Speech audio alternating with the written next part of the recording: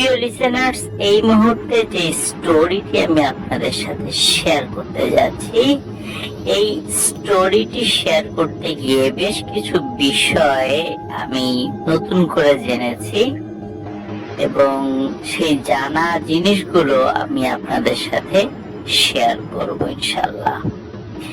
এই স্টোরিটি আমাকে পাঠিয়েছে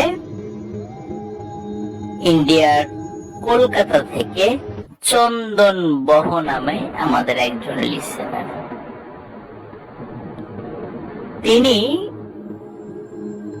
তার পরিচিত একজন ভাই, তার নাম হচ্ছে খালিক। এই খালিক ভাই, যার পুরো নাম হচ্ছে খালিক ইসমাইল, তো ওনার কাছ থেকে তিনি এই ঘটনাটি সংগ্রহ করেছেন। তো কথা না বাড়িয়ে সরাসরি চলে যাচ্ছি ঘটনায়। ঘটনাটির সময় ছিল 2014 সালের ডিসেম্বর মাস। ওই সময়ে ভারতের উত্তরপ্রদেশ রাজ্যের একটি কনস্ট্রাকশন কোম্পানি, তারা সৌদি আরবের দাম্মামের আরেকটি কোম্পানির সঙ্গে চুক্তি করে। তাদের চুক্তি অনুযায়ী সেখানে কনস্ট্রাকশন রিলেটেড কাজের জন্য প্রায় 350 কর্মীর প্রয়োজন ছিল। এই 350 কর্মীর একটি দল শুধু যে উত্তরপ্রদেশ থেকে এসেছে তা নয়, হরিয়ানা রাজ্যের আম্বালা জেলা থেকে এসেছিল। উত্তরপ্রদেশ রাজ্যের সাহারানপুর, মুজাফফরনগর, এই সমস্ত জায়গাগুলোতেও সেই সমস্ত কর্মীরা ছিল এবং এদেরকে একত্র করা হয় প্রায় 350 জনের মতো। এর মধ্যে ডাক্তার ছিল, ইঞ্জিনিয়ার ছিল, কুক ছিল, ক্লিনার ছিল, নির্মাণ শ্রমিক ছিল। মানে পুরো একটা টিম হওয়ার জন্য যা যা লাগে সবকিছু সমন্বয়ে এই 350 জনের একটি দল তৈরি করা হয়। তারা চলে যান সৌদি আরবের দাম্মাম শহর থেকে আরো প্রায় 15 কিলোমিটার ভেতরের একটি জায়গায়। সেখানে তাদের কাজের জন্য প্রায় 9টি বড় বড় বাড়ি নির্ধারণ করা হয়।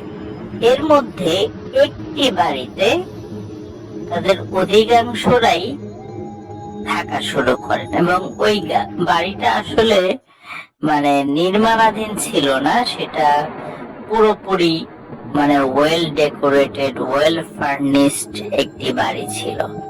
যার কারণে এই 350 জনের মধ্যে প্রায় 80% লোকই এই বাড়িতে তারা থাকা শুরু করে, আর অন্যরা অন্যান্য বাড়িতেও থাকতো এবং সেই সমস্ত জায়গায় কাজগুলো করতো আর কি।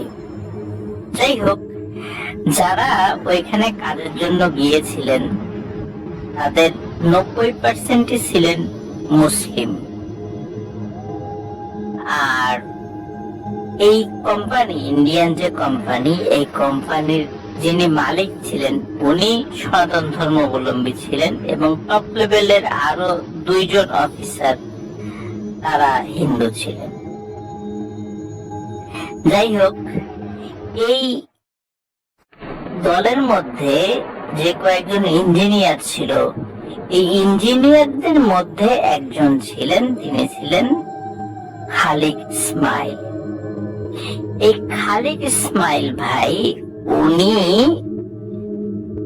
একাধারে কোরআনে হাফেজ ছিলেন।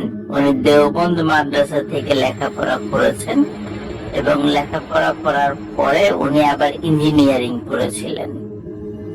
যার কারণে উনি একই সাথে একজন কোরআনে হাফেজ এবং ইঞ্জিনিয়ার ছিলেন। এবং খুব পরহেজগার নামাজি কালামী মানুষ ছিলেন। তো দাম্মাম শহরের যে জায়গাতে তাদেরকে নিয়ে যাওয়া হয়, সেখানে এই অল্প কিছু বাড়িঘর আর সরকারি কিছু স্থাপনা, অল্প কিছু দোকান এবং বাস স্ট্যান্ড ছিল। এছাড়া প্রায় 30-35 কিলোমিটারের মধ্যে অন্য কোনো স্থাপনা, কোনো দোকান, কোনো সরকারি অফিস আদালত কিচ্ছু ছিল না। 2014 সালের ডিসেম্বর মাসে যখন এই দলটি সেখানে যায়, তখন সৌদি আরবে কিন্তু শীতকাল। আর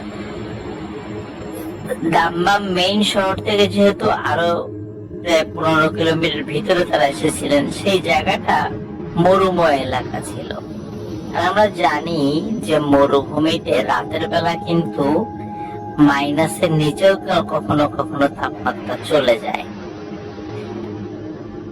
এটা অবশ্য সব জায়গাতে হয় না, তবে ওই জায়গাতে যারা ওই লোকজন যারা যেখানে গিয়েছিলেন, সেখানে যেহেতু এমনিতেও শীতকাল ছিল, রাতের বেলা প্রায় 9 ডিগ্রি সেলসিয়াসের তাপমাত্রা নিচেও কখনো টেম্পারেচার নেমে আসতো ওই সময়টাতে। যাই হোক, ওই সময় শীতকাল ছিল। তো ওনারা কুদ্দুস প্যালেস নামক একটি বাড়িতে তারা সেখানে থাকা শুরু করে। কুদ্দুস প্যালেসের একটু বর্ণনা না দিলেই নয়।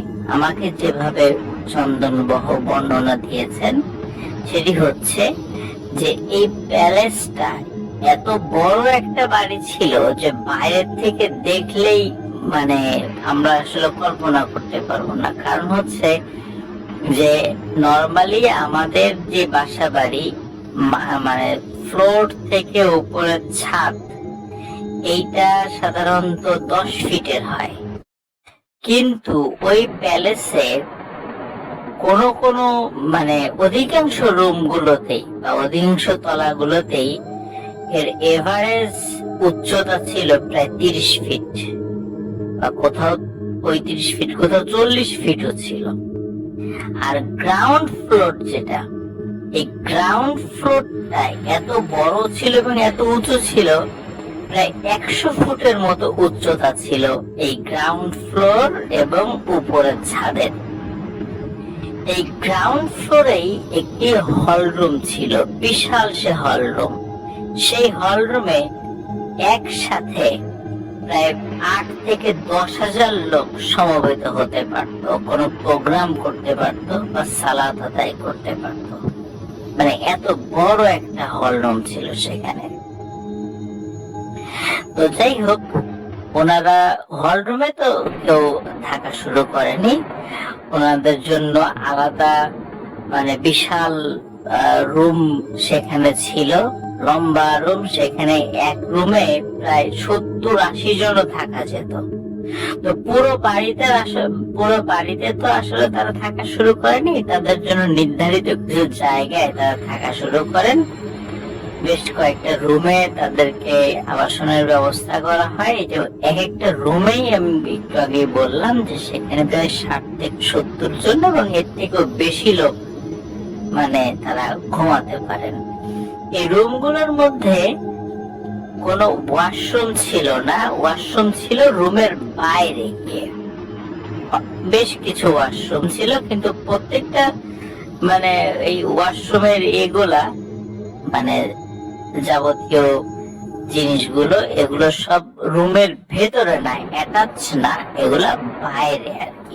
হ্যাঁ, কেউ যদি ওয়াশরুমে যেতে চায়, রুম থেকে হেঁটে গিয়ে বাইরে সে ওয়াশরুমে যেতে হবে। মানে এইভাবেই ওই ঘরটা তৈরি করা আর কি। তো যাই হোক, ওনারা সেখানে থাকা শুরু করেন এবং ওইখানে থাকা যখন শুরু করেন, তখন আমরা ওই সময়ে কিছু ঘটনা শুনতে পাই যে ওই থাকা অবস্থায় সেখানে যারা ছিলেন তারা ভয়ানক কিছু ঘটনার মুখোমুখি হন। শুরুর দিকে ঘটনাগুলো অতটা মারাত্মক ছিল না, স্বাভাবিক ছিল, কিন্তু ওনারা বুঝতে পারেননি। আস্তে আস্তে সেই ঘটনাগুলো তীব্র থেকে তীব্রতর হয় এবং একটা সময় সেটা ভয়ানক আকার ধারণ করে। চলে যাচ্ছি সেই ঘটনাগুলোতে, যে ঘটনাগুলো ওনাদের সাথে ঘটেছিল। এক রাত্রে ওনারা যখন ঘুমিয়েছিলেন, রাত প্রায় 1টা থেকে 1:30 এরকম একটা সময়, তখন হঠাৎ ওনারা শব্দ শুনছিলেন। যেহেতু শীতকাল ছিল, ফ্যান চালানো তো ছিল না, তো যার কারণে আশেপাশে সামান্যতম শব্দ মানে কানে আসাটাই স্বাভাবিক। তো ওনারা শব্দ পাচ্ছিলেন যে ওয়াশরুমে যে ট্যাপ গুলো আছে, তারপর বেসিনে যে ট্যাপ গুলো আছে, এই ট্যাপ গুলো ছাড়া, মানে ট্যাপ গুলো খোলা, পানি পড়ছে এবং পানির কলকল কলকল শব্দে চারদিকে মুখরিত হয়ে গেছে। তখন ওনারা চিন্তা করলেন যে কি ব্যাপার, এত রাত্রে পানির ট্যাপ খোলা। তো একজন সে পানির ট্যাপ গুলো বন্ধ করতে যান। তো বন্ধ করতে গিয়ে তিনি দেখেন যে পানির ট্যাপ যদি একটা খোলা থাকতো সেটা না হয় একটা বিষয় ছিল, যে কেউ হয়তো বা ভুল করে একটা পানির ট্যাপ খুলে চলে গেছে, কিন্তু তাই বলে সবগুলো ট্যাপ খোলা, এটা তো খুবই অস্বাভাবিক ছিল। উনি সবগুলো ট্যাপই বন্ধ করে দেন, বন্ধ করে আবার এসে শুয়ে পড়েন। বিষয়টা তার কাছে অস্বাভাবিক লাগলে উনি চিন্তা করেছেন হয়তো বা মানে পানির লাইনের কোন প্রবলেম হতে পারে। এই চিন্তা করে উনি রাতের বেলা আর কাউকে কিছু বলেন নাই, যেহেতু সবাই ঘুমাচ্ছিল, তো উনি শুয়ে পড়েন। ওই রাত্রে আর কোনো সমস্যা হয়নি। এর পরের রাত্রে, রাত তখন প্রায় 2টো বাজে, তখন রুমের বাইরে বিকট এক চিৎকার, মানে ভয়ানক এক চিৎকার। ওই চিৎকারে সবার ঘুম ভেঙে যায়। যে কি ব্যাপার, কি হলো, এত ভয়ানক চিৎকার কার, কে দিল, আমাদের কারো কোনো বিপদ আপদ হলো কিনা। কয়েকজন বাইরে যায়, রুমের বাইরে গিয়ে চারদিকে দেখে, অন্যদেরকেও ডাকে, না কারো কোনো সমস্যা নেই। তখন তারা চিন্তা করলো এটা মনে হয় এই বাড়ির বাইরে থেকে এসেছে, যেহেতু শীতকাল, চারদিকে শুনশান নীরবতা, একটু শব্দ কানে চলে আসে, এটা হতেই পারে।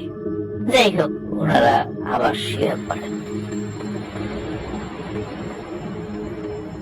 এর পরের দিন আরেকটি ঘটনা ঘটে।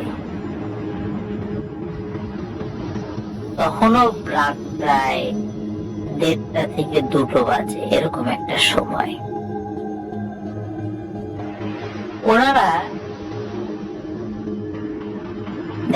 মানে শুনতে পান যে রুমের বাইরে কান্নার আওয়াজ, কেউ কান্নাকাটি করছে। সেটা কখনো পুরুষ মানুষের কান্নার আওয়াজ মনে হচ্ছে, আবার মনে হচ্ছে যে অন্য কোনো জায়গা থেকে কোনো মেয়ে লোক কান্নাকাটি করছে। এবং কান্নার আওয়াজগুলো না মানে একটু অন্যরকম, বেশ মানে উচ্চ শব্দ, এবং মনে হচ্ছে যে স্বাভাবিক মানুষ কাঁদলে যেরকম শব্দ হয়, এই কান্নার আওয়াজগুলো তেমনটা নয়।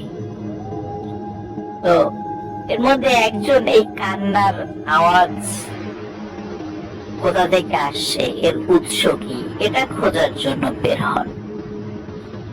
তো এটা খুঁজতে খুঁজতে হাঁটতে হাঁটতে সেই গ্রাউন্ড ফ্লোরের যে হল রুমটা আছে সেদিকে চলে যায়। সেদিকে গিয়েই উনি একটা ভয়ানক দৃশ্য দেখতে পান। উনি দেখতে পান যে ওই হল রুমের মধ্যে,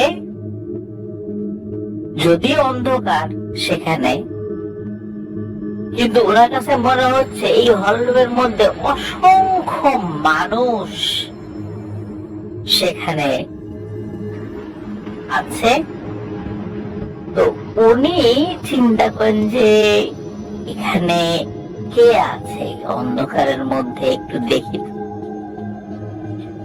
তো উনি ওই হল রুমের মধ্যে একটা উকি দেন এবং উকি দিয়েই উনি আটকে ওঠেন। উনি দেখেন ওই হল রুমের মধ্যে আলো না থাকলেও সেখানে অদ্ভুত এক ধরনের আলোক ছটা বের হচ্ছিল। মনে হচ্ছে যে সেখানে যারা আছে তাদের শরীর থেকেই আলোক ছটা বের হচ্ছে।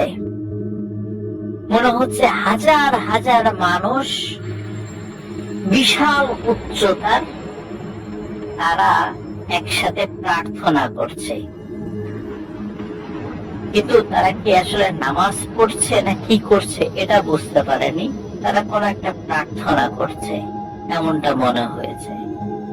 উনি এটি দেখে মারাত্মক ভয় পান। উনি দৌড়ে সাথে সাথে এসে ওনার রুমে চলে আসেন। রুমে চলে এসে কয়েকজনকে বলেন এই ঘটনা। তারা আবার যখন ওই হল রুমে যায়, গিয়ে দেখে কিচ্ছু নেই, একদম স্বাভাবিক অন্ধকার, আগে যেমনটা ছিল সন্ধ্যার পর পর এখনো ঠিক তেমনটাই। তখন অন্য লোকেরা বলে তুমি হয়তো ভুল দেখেছো, চলে আসো। যাই হোক, এর পরের দিন আরেকটি ভয়ানক ঘটনা ঘটে। রাত তখন 2টো কি 2:30টা। তখন হঠাৎ একজন বুকের উপরে প্রচন্ড চাপ অনুভব করে। তখন তিনি চোখ খুলে দেখেন যে অনেক লম্বা একটি মানুষ অনেকটা শূন্যের উপরে ভেসে ভেসে এই যারা শুয়েছিল তাদের উপর দিয়ে চলে যাচ্ছে। তখন উনি চিৎকার করে ওঠেন, এই কে কে? তখন তারই চিৎকারে রুমের অন্যদেরও ঘুম ভেঙে যায়। তখন তারা বলে ওঠেন, এই কে কে, কে যায়, কে যায়? সবার চোখের সামনে দেখে বিশাল একটা ছায়া মূর্তি তাদের বুকের উপর দিয়ে শূন্যে ভেসে ভেসে দৌড়ে রুম থেকে বাইরে চলে গেল। তারা লাইট জ্বালায়, তখন আর কিছু দেখতে পায় না, কিন্তু ওই রুমের মধ্যে ডিম লাইটের আলোতে তারা প্রত্যেকে, যাদের ঘুম ভেঙে গিয়েছিল তারা প্রত্যেকে কিন্তু দেখেছে ভয়ানক আকৃতির একটি ছায়া মূর্তি তাদের সকলের উপর দিয়ে, শূন্যের উপর দিয়ে দৌড়ে রুমের বাইরে চলে গেল। এই দৃশ্য তখন যারা দেখেছিল তারা খুবই ভয় পেয়েছিল, কিন্তু তারা নিজেদেরকে এই বলে বুঝ দিয়েছিল হয়তোবা ঘুম থেকে উঠে হঠাৎ করার সময় চোখে মানুষ ঝাপসা দেখে বা অন্যরকম কিছু দেখে, এটা হতে পারে, যার কারণে এরকমটা হয়তোবা আমরা দেখেছি। এর পরের দিন আরেকটি ভয়ানক ঘটনা ঘটে। এই দলের একজন রাতের বেলা ওয়াশরুমে যায়। ওয়াশরুমে যাওয়ার পর ওয়াশরুম শেষে যখন বেসিনে সে মুখ ধুচ্ছিল, তখন হঠাৎ তার মাথার পেছনে প্রচন্ড একটি আঘাত সে অনুভব করে। কে আঘাত দিয়েছে সেটা সে বলতে পারে না, তবে ভারী কিছু দিয়ে তার মাথার পেছনে আঘাত করা হয়। সে প্রচন্ড চিৎকার করে মাটিতে লুটিয়ে পড়ে। তার চিৎকারে রুম থেকে অন্য লোকটা চলে আসে, দেখে মাথা ফেটে গল গল করে রক্ত পড়ছে। তখন তাদের মধ্যে ডাক্তার ছিল, দ্রুত ডাক্তারকে ডাকা হয়। ওই রাত্রেই তার ট্রিটমেন্ট করা হয়। তো আঘাত জোরে হলেও অতটা মারাত্মক ছিল না, যার কারণে তিনি বেঁচে যান। প্রিয় লিসেনার্স, এরকম যখন ঘটনা ঘটছিল প্রতিদিন, এর মধ্যে আরেকটি অদ্ভুত ঘটনা ঘটা শুরু হয়ে যায়। এটি স্বপ্নের মাধ্যমে। সর্বপ্রথম মোহাম্মদ খালেক ইসমাইল ভাই, উনি এই স্বপ্নটি দেখেন। এক রাত্রে উনি স্বপ্ন দেখেন যে ওনার মা ওনার বাবাকে হত্যা করেছে এবং এই বডিটাকে, ডেড বডিটাকে টুকরো টুকরো করে কাটছে।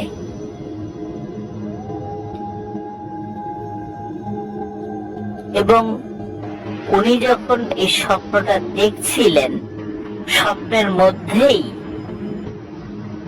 কে যেন একটা প্রচন্ড জোরে চিৎকার দেয় এবং ওই চিৎকারে ওনার ঘুম ভেঙে যায়। উনি ধর্মর করে উঠে বসেন।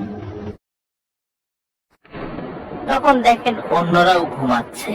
তখন উনি আবার ঘুমিয়ে যান। উনি মনে করেন যে দুঃস্বপ্ন দেখেছি।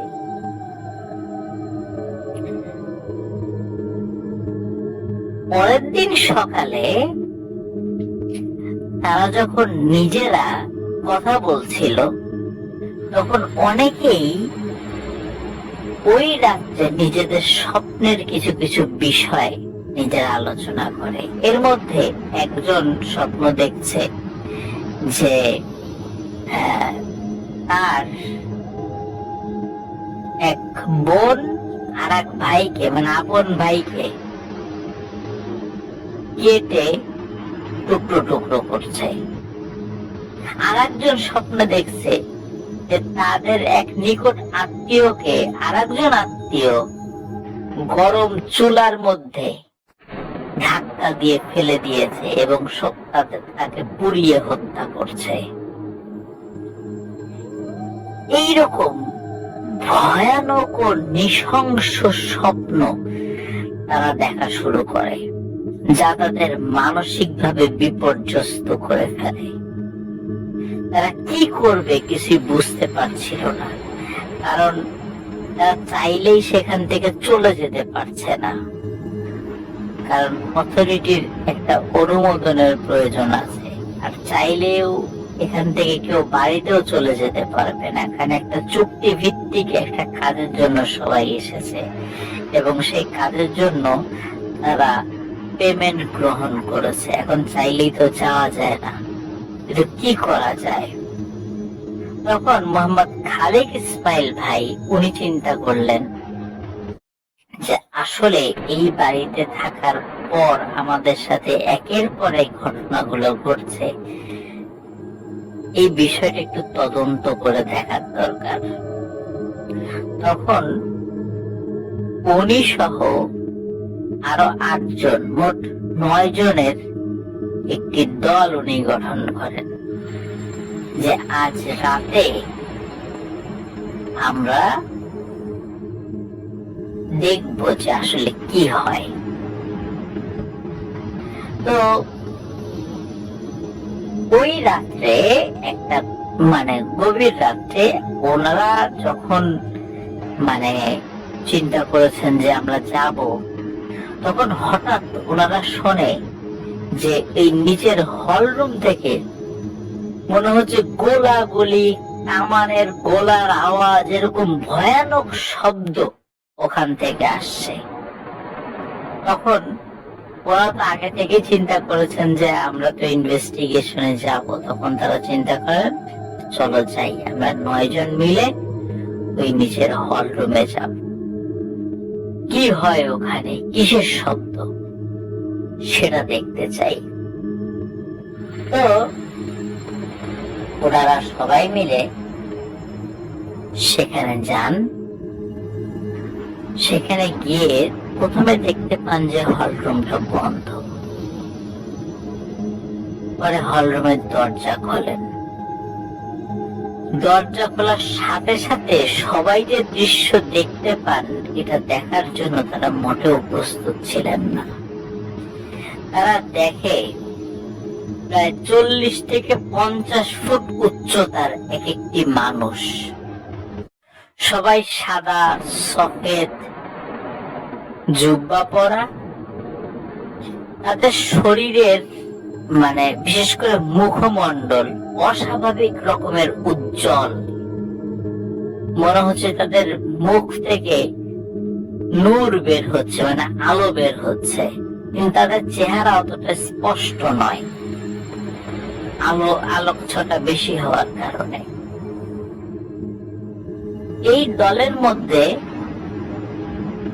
মহিলারাও রয়েছে, যারা প্রত্যেকেই কালো বোরখা পরা, কিন্তু মুখমণ্ডল খোলা। আরো একটা অদ্ভুত ব্যাপার হচ্ছে, এই মহিলারা যখন একে অন্যের সাথে কথা বলছিল, তাদের মুখটা, স্পেশালি মুখ, আমরা যে মুখ দিয়ে কথা বলি, পুরো মুখমণ্ডলের মধ্যে যে অংশটা, এই মুখটা এত বড় এবং দাঁতগুলো এত বড় যে তারা তখন কথা বলছিল তখন তাদের ঠোঁট, উপরের ঠোঁট মনে হচ্ছিল প্রায় কপাল পর্যন্ত উঠে যাচ্ছে এবং বড় বড় দাঁত দেখা যাচ্ছিল। এটা হয়তোবা ওই সম্প্রদায়ের কাছে স্বাভাবিক, কিন্তু আমরা মানুষ হিসেবে কিন্তু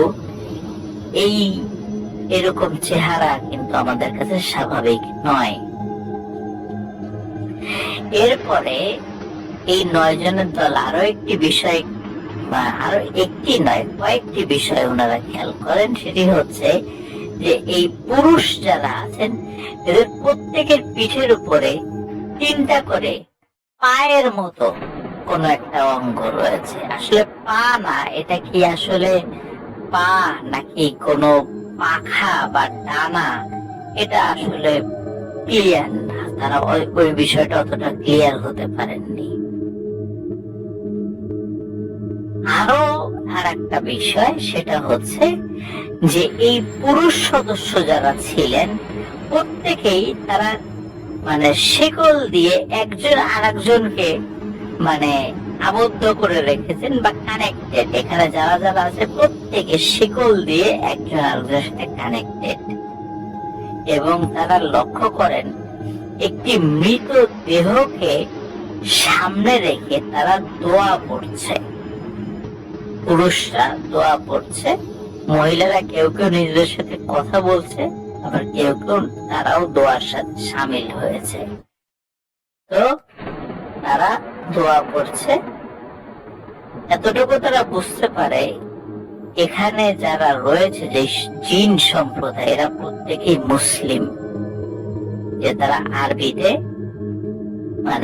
একটা তারা প্রার্থনা করছে, মৃতদেহের জন্য দোয়া করছে। একটা বিষয় সেটি হচ্ছে যে যেহেতু মোহাম্মদ খালিক ইসমাইল ভাই, উনি কোরআনে হাফেজ ছিলেন, দেওবন্দ মাদ্রাসায় লেখাপড়া করেছেন এবং বুজুর্গ মানুষ ছিলেন, আরবি ভাষায় ওনার যথেষ্ট দক্ষতা ছিল। কিন্তু উনি দক্ষ থাকলেও বা সাহসী হলেও ওনার পিছনে যে 8 জন আরো ব্যক্তি ছিল, তারা হল রুমের এদেরকে দেখে এই 8 জনই ফেইন্ট হয়ে যান, ওই জায়গায় সেন্সলেস হয়ে যান। সজ্ঞানে ছিলেন শুধু এই খালিক ইসমাইল ভাই। উনি সাহস করে ওদের মধ্য থেকে একজনের সাথে কমিউনিকেট করার চেষ্টা করেন। উনি একজনকে সালাম দেন, আসসালামু আলাইকুম। তখন ওদের মধ্যে থেকে একজন সালামের উত্তর নেয় এবং সে এগিয়ে আসে, এবং এগিয়ে যখন সে আসে তার চেহারার দিকে যখন তাকায় তখন দেখে সে খুব রাগান্বিত। মানে এই খালিক ইসমাইল ভাইদের উপস্থিতি তারা আসলে পছন্দ করছে না। তখন উনি আরবি ভাষায় তাদের সাথে কথা বলেন, জিজ্ঞেস করেন যে আপনারা কারা। তখন তারা বলে আমরা আরবের মারিদ সম্প্রদায়ের জিন, আমরা এখানে উমাইয়া খেলাফতের সময় থেকে আমরা এখানে রয়েছি, এই জায়গাতে আমরা রয়েছি। এখানে অনেক বড় প্রাসাদ হয়েছে, কিন্তু তারপরও আমরা ওই উমাইয়া খেলাফতের সময় থেকে এখানে রয়েছি। এখানে একটি কথা বলে রাখা ভালো লিসেনার্স, উমাইয়া খেলাফত যেটা হযরত ওসমান রাদিয়াল্লাহু আনহু প্রতিষ্ঠা করেছিলেন, যেটা 661 সাল থেকে 750 সাল পর্যন্ত বহাল ছিল। তো ওনারা উমাইয়া খেলাফতের সময় থেকেই এই জায়গাতে রয়েছেন এটা বলেন। এই কথাগুলো যখন জাস্ট অল্প সময়ের জন্য আলোচনা হচ্ছে, তখন খালিক ইসমাইল ভাই উনি খেয়াল করেন যে জিনদের মধ্যে থেকে আরো অনেকেই তারা এই খালিক ইসমাইল ভাইয়ের দিকে এগিয়ে আসছে, এবং এগিয়ে আসছে এই কারণে যে ওই একজন কথা বলছে তার সাথে তার পেছনে তারা জড়ো হচ্ছে, এবং প্রত্যেকের চেহারায় ভয়ানক রাগের ছাপ, বিরক্তির ছাপ। খালিক ইসমাইল ভাই এর মধ্যে আর একটা ভয়ানক বিষয় লক্ষ্য করেন, সেটি হচ্ছে যে আগে শুরুতে ওনারা যে পরিমাণ এই সম্প্রদায়ের লোকদেরকে দেখেছিলেন, জিন বা মারিদ সম্প্রদায়ের জিনদেরকে দেখেছিলেন, এরা মনে হচ্ছে যে দ্রুত তাদের সংখ্যা বৃদ্ধি পাচ্ছে। এবং একটা বিষয় খেয়াল করেন যে যখন হলরুমের জায়গা পূর্ণ হয়ে গেছে, সংখ্যা বৃদ্ধি পেতে পেতে এবার এই প্রায় 40-50 ফুট উচ্চতার এই জিনেরা এরা কি করছে, টিকটিকির মতো দেয়াল বেয়ে বেয়ে জড়ো হচ্ছে, এবং শুধু বাড়ছে, সংখ্যাটা শুধু বাড়ছেই। টিকটিকির মতো দেয়াল বেয়ে বেয়ে যখন জড়ো হচ্ছে, এবং তারা আস্তে আস্তে কি হচ্ছে, এই খালিক ইসমাইল ভাইদের দিকে আসছে। খালিক ইসমাইল ভাই উনি তখন আর সাহস ধরে রাখতে পারেন। উনি আসলে যে কি দোয়া করবেন আর কি বলবেন, উনি জাস্ট একটা শব্দ ওনার মুখ দিয়ে বের হয়েছিল, চিৎকার আকারে বের হয়েছিল, সেটা বিসমিল্লাহ। বিসমিল্লাহ বলে জোরে এক চিৎকার দিয়েছিলেন। উনি দেখেন যখনই চিৎকার দিয়েছেন তখনই এই যে যত জিনরা এরা কি হয়েছে, সব মনে হচ্ছে এই ফ্লোরের মধ্যে ঢুকে যাচ্ছে। ধাপ ধুপ শব্দ করে ফ্লোরের মধ্যে তারা ঢুকে যাচ্ছে, এবং অল্প কিছু সময়ের মধ্যেই পুরো হলরুম একদম শুনশান নীরবতা। এরপরে উনিও সেন্সলেস হয়ে পড়ে যান। সকালবেলা তাদেরকে উদ্ধার করা হয়। যখন অথরিটিকে এই বিষয়গুলো জানানো হয়, তখন অথরিটি বলেন যে এই বিল্ডিং এ থাকার দরকার নেই, আমরা সবাই অন্য বিল্ডিং এ চলে যাব। ওই দিনই সবাইকে অন্য একটা বিল্ডিং এ শিফট করা হয়। এরপর তাদের সাথে আর কোনো ঘটনা ঘটেনি।